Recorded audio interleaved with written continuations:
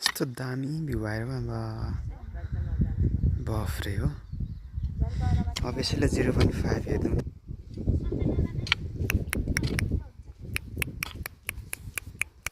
Ram Ram Ram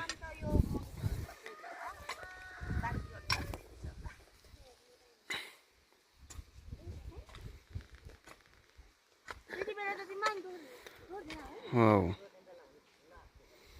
wow यता चाहिँ ट्याम्केपट्टि चाहिँ पुरा कालो कालो भइरहेछ अहिले